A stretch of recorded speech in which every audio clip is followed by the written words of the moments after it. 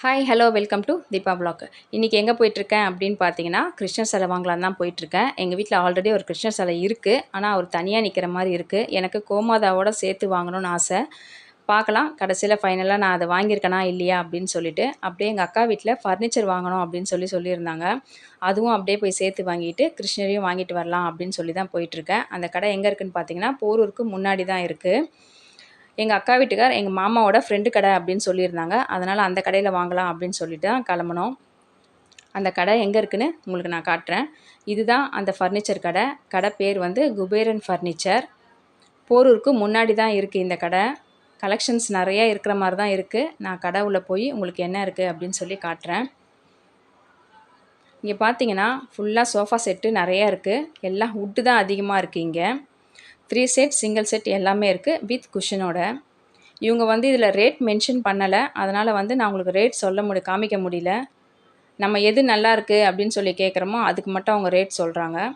அப்படியே ஆப்போசிட்ஸ் பார்த்தீங்கன்னா அதுவும் ஃபுல்லாக சோஃபா செட் தான் இருக்குது. டிசைன்ஸ் நிறையா இருக்குது. நமக்கு என்ன டிசைன் வேணுமோ நம்ம செலக்ட் பண்ணி வாங்கிக்கலாம். இதில் பார்த்தீங்கன்னா ஃபுல்லாக பீரோ தான் அடுக்கி வச்சுருக்காங்க. பீரோஸில் நிறைய கலர்ஸ் இருக்குது. அப்படியே இந்த சைடு வந்தால் ஃபுல்லாக கட்டில்ஸ் அடுக்கியிருக்காங்க. கட்டில் டிசைனும் நல்லா இருக்குது. பட் அதுலேயும் ரேட் வந்து அவங்க மென்ஷன் பண்ணலை.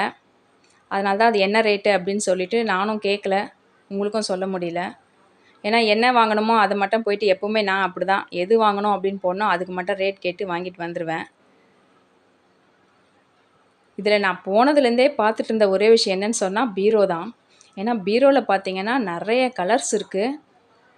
நம்ம வாங்கணும் அப்படின்னு சொல்லி போனோம் அப்படின்னு சொன்னால் என்ன கலர் வாங்குறதுன்னு சொல்லியே ரொம்ப குழப்பமாக இருக்கும்னு நினைக்கிறேன்.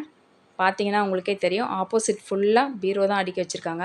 இங்கே என்னென்ன வெரைட்டிஸ் இருக்குது அப்படின்னு பார்த்தீங்கன்னா கட்டில், சோஃபா செட்டு, பீரோ, பூஜா கபோர்ட், டைனிங் டேபிள் அதுதான் இருக்குது.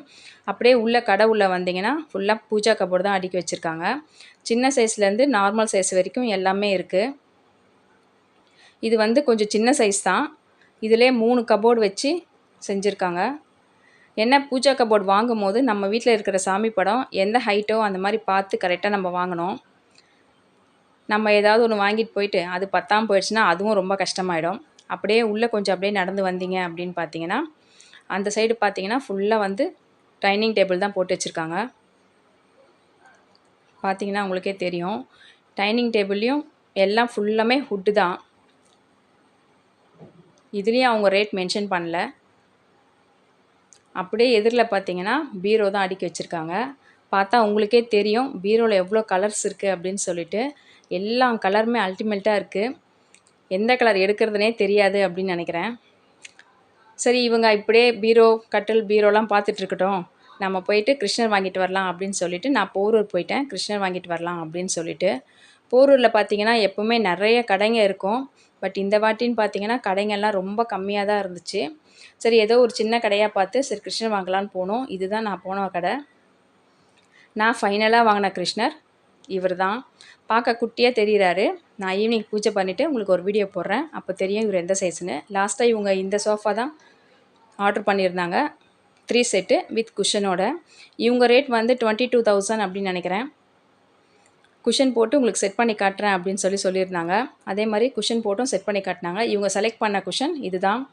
எப்படி இருக்குன்னு சொல்லிவிட்டு எனக்கு மென்ஷன் பண்ணுங்கள். அப்படியே ரேட் ஓகேவானும் எனக்கு சொல்லுங்கள்.